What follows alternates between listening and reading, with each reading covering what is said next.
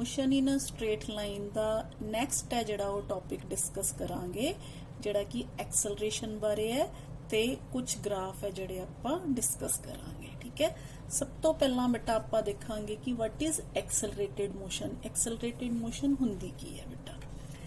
हाँ जी, if velocity of the object is different at different instants then motion of the object is said to be accelerated motion.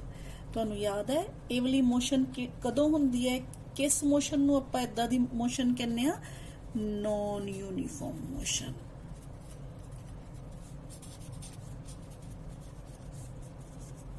मतलब non uniform motion च जदों कोई object move करता है ਤਾਂ ਉਹਦੀ ਜਿਹੜੀ ਵੈਲੋਸਿਟੀ ਹੈ ਉਹ ਹਰ ਇੱਕ ਇਨਸਟੈਂਟ ਤੇ ਡਿਫਰੈਂਟ ਹੁੰਦੀ ਹੈ। ਤਾਂ ਉਹਦੀ ਜਿਹੜੀ ਐਕਸਲਰੇਸ਼ਨ ਹੋਏਗੀ ਬੇਟਾ ਆਪਾਂ ਉਹਨੂੰ ਕਹਾਂਗੇ ਕਿ ਇਸ ਆਬਜੈਕਟ ਦੇ ਵਿੱਚ ਐਕਸਲਰੇਸ਼ਨ ਪ੍ਰੋਡਿਊਸ ਹੋ ਰਹੀ ਹੈ, ਯਾਨੀ ਕਿ ਉਹਦੀ ਜਿਹੜੀ ਮੋਸ਼ਨ ਹੋਏਗੀ ਉਹ ਕੀ ਹੋਏਗੀ? ਐਕਸਲਰੇਟਿਡ ਮੋਸ਼ਨ ਹੈ ਜਿਹੜੀ ਉਹ ਹੋਏਗੀ। ਠੀਕ ਹੈ, ਇਹ ਤਾਂ ਸੀ ਬੇਟਾ ਸਿੰਪਲ ਐਕਸਲਰੇਟਿਡ ਮੋਸ਼ਨ। ਇਹਦੀ ਐਗਜ਼ਾਮਪਲ ਹੈ ਜਿਵੇਂ ਤੁਸੀਂ ਮੰਨ ਲਓ ਇੱਕ ਸਿਟੀ ਤੋਂ ਦੂਸਰੇ ਸਿਟੀ ਤੇ ਜਾਂਦੇ ਹੋ, ਤੁਸੀਂ ਰਸਤੇ 'ਚ डिफरेंट वेलोसिटीज नाल है जिहड़ा वो मूव करते हो। मतलब किते तुहाडी जिहड़ी स्पीड है वो 20 किलोमीटर पर आवर हुंदी है, किते तो 60 भी हो जाती है, किते वो 40 भी हो जाती है। चाहे घट रही है चाहे वध रही है, पर वेलोसिटी चेंज हो रही है। ਤਾਂ ਜਦੋਂ ਆਪਾਂ ਇਦਾਂ ਦੀ ਮੋਸ਼ਨ ਦੇ ਨਾਲ ਟਰੈਵਲ ਕਰਦੇ ਆ ਤੇ ਜਿਹੜੀ ਆਪਣੀ ਮੋਸ਼ਨ ਹੁੰਦੀ ਹੈ ਉਹਨੂੰ ਆਪਾਂ ਕੀ ਕਹਿੰਦੇ ਆ? Accelerated motion. ਤਾਂ ਫਿਰ ਬੇਟਾ ਐਕਸਲਰੇਟਿਡ ਮੋਸ਼ਨ ਤੋਂ ਬਾਅਦ ਹੁਣ ਆਪਾਂ ਪੜਾਂਗੇ ਕਿ ਐਕਸਲਰੇਸ਼ਨ ਕੀ ਹੈ। What is acceleration? ਐਕਸਲਰੇਸ਼ਨ ਨੂੰ ਆਪਾਂ ਡਿਫਾਈਨ ਕਿਵੇਂ ਕਰਦੇ ਆ? What is acceleration? ਐਕਸਲਰੇਸ਼ਨ ਕੀ ਹੈ ਬੇਟਾ? Acceleration of an object in motion is defined as the rate of change in the velocity of the object। ਹੁਣੇ ਆਪਾਂ ਦੇਖਿਆ ਕਿ ऑब्जेक्ट है ਜਿਹੜਾ डिफरेंट इंस्टेंट्स ਤੇ डिफरेंट velocity ਨਾਲ मूव करता है, ਤਾਂ ਆਪਾਂ ਕੀ ਕਹਾਂਗੇ? rate of change in the velocity of the object, यानी कि किन्ने टाइम च किन्नी velocity चेंज हो रही है किसी ऑब्जेक्ट ਦੀ, ਤਾਂ ਆਪਾਂ ਉਹਨੂੰ ਕੀ ਕਵਾਂਗੇ? एक्सलरेशन। ਤਾਂ ਫਿਰ ਆਪਾਂ ਇਹਨੂੰ ਲਿਖਾਂਗੇ ਕਿਵੇਂ ਬੇਟਾ? Acceleration is equal to change in velocity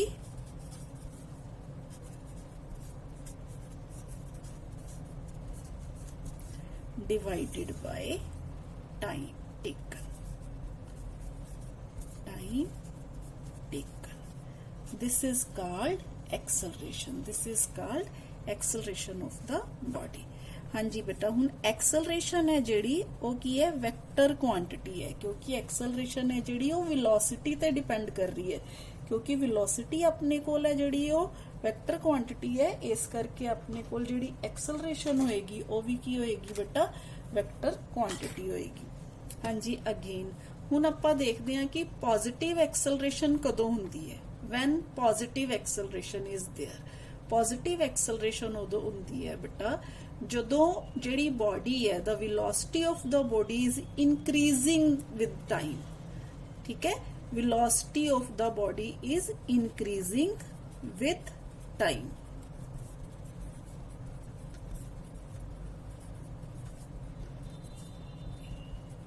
is increasing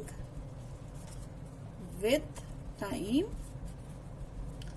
ਤਾਂ बेटा ਆਪਾਂ ਕੀ ਕਹਾਂਗੇ? Acceleration of the body is positive. At that instant acceleration of the body is positive. Next आ गया बेटा व्हाट इज नेगेटिव एक्सलरेशन। हाँ जी, हुण नेगेटिव एक्सलरेशन की हुंदी है बेटा? If the acceleration is acting opposite to the direction of motion of the body, that is the velocity of the body is decreasing with time. ठीक है, the velocity of the body is decreasing with time, then acceleration of body is said to be negative acceleration। ठीक है, then ਆ ਗਿਆ ਬੇਟਾ zero acceleration. Zero acceleration ਕਿਵੇਂ ਕੀ ਹੁੰਦੀ ਹੈ ਬੇਟਾ? ਜਦੋਂ ਕੋਈ ਚੇਂਜ ਹੀ ਨਾ ਆਏ ਵੈਲੋਸਿਟੀ 'ਚ। ਮੰਨ ਲਓ ਤੁਸੀਂ ਆਪਣੀ ਬਾਈਕ ਦੀ ਜਿਹੜੀ ਹੈ ਸਪੀਡ ਉਹ ਸੈੱਟ ਕਰ ਲਈ 60 ਕਿਲੋਮੀਟਰ ਪਰ ਆਵਰ ਨਾਲ, ਠੀਕ ਹੈ। ਹੁਣ ਤੁਸੀਂ 60 ਤੋਂ ਬਿਲਕੁਲ ਨਾ ਹੀ ਘਟੇ ਨਾ ਹੀ ਵਧੇ, ਤੁਸੀਂ 60 ਦੀ ਸਪੀਡ ਨਾਲ ਹੀ ਜਾ ਰਹੇ ਹੋ। ਜਦੋਂ ਇਦਾਂ ਦੀ ਮੋਸ਼ਨ ਹੁੰਦੀ ਹੈ ਤਾਂ ਆਪਾਂ ਕੀ ਕਹਿੰਦੇ ਆ? Acceleration of the body is zero, because there is no change in velocity. 60 ਪਹਿਲਾਂ ਸੀ, 60 ਬਾਅਦ ਚ ਹੈ। 5 ਮਿੰਟਸ ਬਾਅਦ ਦੇਖਿਆ 60, 6 ਮਿੰਟਸ ਬਾਅਦ ਵੀ ਦੇਖਿਆ 60, ਤਾਂ 60 ਕਨਸਟੈਂਟ ਵੈਲੋਸਿਟੀ ਨਾਲ ਤੁਸੀਂ ਮੂਵ ਕਰ ਰਹੇ ਹੋ, ਤਾਂ ਆਪਾਂ ਕੀ ਕਹਾਂਗੇ? Acceleration of body is zero. The body is moving with the body is moving with constant velocity, ठीक है। then acceleration is zero, acceleration की होएगी? zero होएगी, ठीक है। हुन आ गया बेटा what are the unit of acceleration? unit की है acceleration दे? हाँ जी बेटा यूनिट की होंगे आपा क्या? Change in velocity divided by time taken, यानी कि एक्सलरेशन है जेड़ी वो वेलोसिटी डिवाइडेड बाय टाइम है। वेलोसिटी है जेड़े velocity divided by time. Velocity है जेड़ी वो मीटर पर सेकंड च आपा लन्ने आ, ठीक है। नीचे टाइम आपा सेकंड च लन्ने आ, तो यूनिट्स फिर की हो जाएंगे? दे यूनिट हो जाएंगे बेटा metre per second square. Acceleration दे यूनिट्स हो जाएंगे मीटर पर सेकंड स्क्वायर, ठीक है बेटा। हाँ जी हुन ये तो हो गए बेटा यूनिट। इस तो पहला आपां इहदे डायमेंशनल फार्मूले बारे भी पढ़ चुके हैं। तो डायमेंशनल फार्मूला की होएगा एक्सलरेशन दा? Acceleration velocity LT -1 divided by time, ठीक है। तो ये हो गया बेटा तुहाडे कोल LT -2। तो ये हो गया बेटा तुहाडे कोल डायमेंशनल फार्मूला ऑफ एक्सलरेशन, ठीक है बेटा। ये तो सी सिंपल डेफिनेशन एक्सलरेशन दी। हुण जिवें आपां वेलोसिटी बारे पढ़िया उवें ही आपां एक्सलरेशन दियां अगों टाइप्स बारे पढ़ांगे, ठीक है। सब तो पहला बेटा what is uniform acceleration? What is uniform acceleration? If velocity of a moving object changes y equal amount in equal interval of time, howsoever small the interval may be, then acceleration of object is said to be uniform। हाँ जी बेटा same उवें जिवें आपां uniform velocity uniform motion बारे पढ़िया, इसे तरह equal interval of time J equal velocity जिहड़ी है ऑब्जेक्ट दी चेंज हुंदी है तां आपां की कहने आ जिहड़ी इहदी एक्सलरेशन है वो की है? यूनीफॉर्म एक्सलरेशन है, ठीक है। नेक्स्ट आ गया बेटा variable acceleration. If its velocity changes by unequal amount in equal interval of time, then acceleration is said to be variable acceleration। Next आ गया बेटा what is average acceleration? हाँ जी बेटा हुन average acceleration की है? When an object is moving with variable acceleration, then the average acceleration of the object is the ratio of the total change in velocity of object during motion to the total time taken, ठीक है। ਆਪਾਂ ਜਿਹੜੇ time ਚ ਉਹਦੀ acceleration ਦੇਖਣੀ ਹੈ ਉਸ time ਚ ਆਪਾਂ ਚੇਂਜ ਦੇਖਾਂਗੇ ਵੈਲੋਸਿਟੀ ਚ ਕਿੰਨਾ ਆਇਆ ਤੇ ਟੋਟਲ टाइम देखांगे कितना है तो आपां उन्नू की कवांगे एवरेज एक्सलरेशन। इनू समझण वास्ते बेटा तुसी अगेन एक ग्राफ कंसीडर करोगे। इधर आपां वेलोसिटी लेनी है, इधर आपां टाइम लेना है, ठीक है। जदों ऑब्जेक्ट आपां मान लो आपां ऑब्जर्व करना शुरू कीता तां ऑब्जेक्ट है जिहड़ा V1 वेलोसिटी नाल ਤੋਂ ਸ਼ੁਰੂ ਹੋਇਆ ਸੀ ਇਦਾਂ ਜਾ ਰਿਹਾ ਸੀ। ਦੇਖੋ ਵੇਰੀਏਬਲ ਵੈਲੋਸਿਟੀ ਹੈ ਇਹਦੀ, ਠੀਕ ਹੈ। ਮੰਨ ਲਓ ਇੱਥੇ ਵੈਲੋਸਿਟੀ ਕਿੰਨੀ ਹੈ ਆਬਜੈਕਟ ਦੀ, ਮੰਨ ਲਓ ਇਦਾਂ ਜਾ ਰਿਹਾ ਸੀ ਵੇਰੀਏਬਲ ਵੈਲੋਸਿਟੀ ਨਾਲ, ਠੀਕ ਹੈ। ਮੰਨ ਲਓ ਇੱਥੇ ਵੈਲੋਸਿਟੀ ਹੈ ਜਿਹੜੀ ਆਬਜੈਕਟ ਦੀ ਉਹ ਹੋਗੀ v1, ਠੀਕ ਹੈ। ਜਦੋਂ ਵੈਲੋਸਿਟੀ v1 ਸੀ ਉਦੋਂ ਮੰਨ ਲਓ ਉਹ ਕਿਹੜਾ ਇਨਸਟੈਂਟ ਸੀ ਟਾਈਮ ਦਾ, ਮੰਨ ਲਓ t1, ਠੀਕ ਹੈ। ਅਗੇਨ ਟਾਈਮ ਜਦੋਂ t2 ਹੋਇਆ, t2 ਟਾਈਮ ਤੇ ਜਿਹੜੀ ਵੈਲੋਸਿਟੀ ਹੈ ਆਬਜੈਕਟ ਦੀ ਉਹ ਕਿੰਨੀ ਹੋਗੀ, v2 ਹੋਗੀ, ਠੀਕ ਹੈ। ਨਾਓ ਬੇਟਾ ਆਪਾਂ ਇਸ ਪੁਆਇੰਟ ਨੂੰ a ਮੰਨ ਲੈਂਦੇ ਆ, ਇਸ ਪੁਆਇੰਟ ਨੂੰ b ਮੰਨ ਲੈਂਦੇ ਆ। ਹੁਣ ਇਹਨਾਂ ਦੋਨਾਂ ਪੁਆਇੰਟਸ ਨੂੰ ਤੁਸੀਂ ਆਪਸ ਚ ਮਿਲਾ ਦਿਓ ਤਾਂ ਆ ਕੀ ਹੈ ਬੇਟਾ, ਹੁਣ slope of the graph. This is slope of the graph. This is delta v and this is delta t। ਤਾਂ ਫਿਰ ਬੇਟਾ slope of the straight line AB ਹੈ ਜਿਹੜੀ ਆ ਜਿਹੜੀ ਸਟ੍ਰੇਟ ਲਾਈਨ ਹੈ AB, ਇਹਦੀ ਸਲੋਪ ਕੀ ਹੈ ਬੇਟਾ, ਪਰਪੈਂਡੀਕੂਲਰ ਡਿਵਾਈਡਡ ਬਾਈ ਬੇਸ ਯਾਨੀ ਕਿ ਟੈਂਜੈਂਟ ਥੀਟਾ, ਠੀਕ ਹੈ। ਜੇ ਆਪਾਂ ਇਸ ਪੁਆਇੰਟ ਨੂੰ C ਮੰਨ ਲਈਏ ਤਾਂ ਆਪਣੇ ਕੋਲ ਸਲੋਪ ਕੀ ਆ ਜਾਏਗੀ, slope of AB tangent theta is equal to BC divided by AC, ठीक है। Now what is BC? BC is V2 minus V1 and AC is T2 minus T1. This is delta V divided by delta T. This is called average acceleration. This is called average acceleration, ठीक है बेटा। average acceleration है जेड़ा, this is delta V divided by delta T, ठीक है बेटा। ये समझ आ गया। Slope of the straight line joining two points on velocity time graph with time axis gives the average acceleration of the object between these two points, यानी कि slope ਆਪਾਂ ਨੂੰ average acceleration ਬਾਰੇ ਦੱਸਦੀ ਹੈ, ठीक है। हाँ जी बेटा, next है, ਮੰਨ ਲਓ ਚੇਂਜ ਹੀ ਨਹੀਂ ਆਂਦਾ velocity ਦਾ ਤਾਂ ਫਿਰ slope ਵੀ ਕੀ ਹੋਏਗੀ, ਜ਼ੀਰੋ ਹੋਏਗੀ। ਤੇ ਜੇ ਸਲੋਪ ਵੀ ਜ਼ੀਰੋ ਹੋਏਗੀ ਤੇ ਬੇਟਾ ਉਦੋਂ ਕੀ ਹੋਏਗਾ, ਆਪਣੇ ਕੋਲ ਐਕਸਲਰੇਸ਼ਨ ਹੈ ਜਿਹੜੀ ਉਹ ਕੀ ਹੋਏਗੀ, ਜ਼ੀਰੋ ਹੋਏਗੀ, ਠੀਕ ਹੈ ਬੇਟਾ। ਨੈਕਸਟ ਆ ਗਿਆ ਬੇਟਾ ਆਪਣੇ ਕੋਲ ਵਟ ਇਜ਼ ਇਨਸਟੈਂਟੇਨੀਅਸ ਐਕਸਲਰੇਸ਼ਨ। ਫਿਰ ਅਗੇਨ ਆਪਾਂ ਵੈਲੋਸਿਟੀ ਬਾਰੇ ਪੜਿਆ, ਸਪੀਡ ਬਾਰੇ ਪੜਿਆ, ਹੁਣ ਆਪਾਂ ਕਿਹਦੇ ਬਾਰੇ ਪੜਾਂਗੇ, ਇਨਸਟੈਂਟੇਨੀਅਸ ਐਕਸਲਰੇਸ਼ਨ ਬਾਰੇ ਪੜਾਂਗੇ। When an object is moving with variable acceleration, then the object possesses different accelerations at different instants. So, the acceleration of the object at a given instant, यानी कि कोई भी particular instant ले लो of time or at a given point of motion is called its instantaneous acceleration। ਤਾਂ ਉਦੋਂ ਆਪਾਂ ਉਹਦੀ acceleration ਨੂੰ ਕੀ ਕਵਾਂਗੇ, इंस्टेंटेनियस एक्सलरेशन।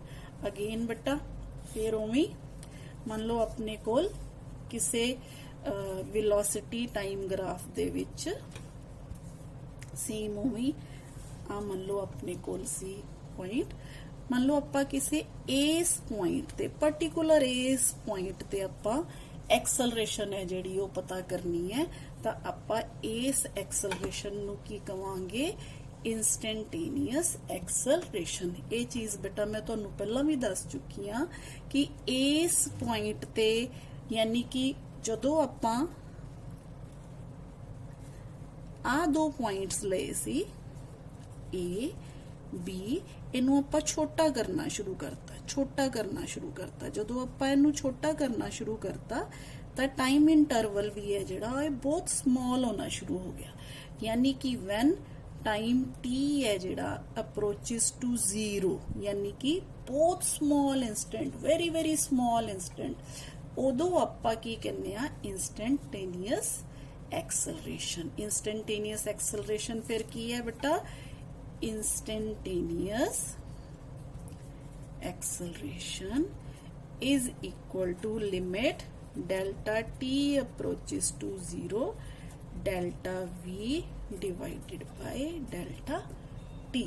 ਸੇਮ ਉਹੀ ਪਹਿਲੇ ਵਾਲੇ ਗ੍ਰਾਫ 'ਚ ਜਦੋਂ ਆਪਾਂ ਇੰਟਰਵਲ ਹੈ ਜਿਹੜਾ ਉਹਨੂੰ ਛੋਟਾ ਛੋਟਾ ਛੋਟਾ ਕਰਦੇ ਰਹਿੰਦੇ ਆ ਤਾਂ ਆ ਜਿਹੜਾ ਟਾਈਮ ਹੈ ਇਹ ਵੀ ਕੀ ਹੁੰਦਾ ਜਾਂਦਾ, ਬਹੁਤ ਸਮਾਲ ਹੁੰਦਾ ਜਾਂਦਾ।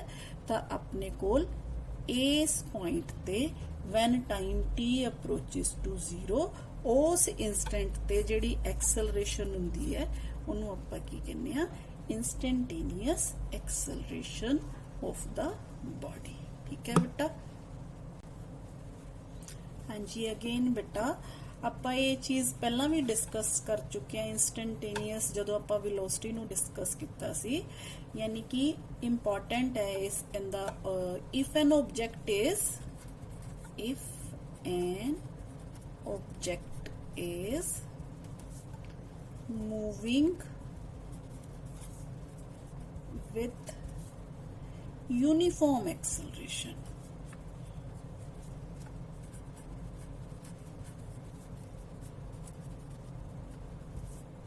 then instantaneous acceleration is equal to uniform acceleration is equal to average acceleration।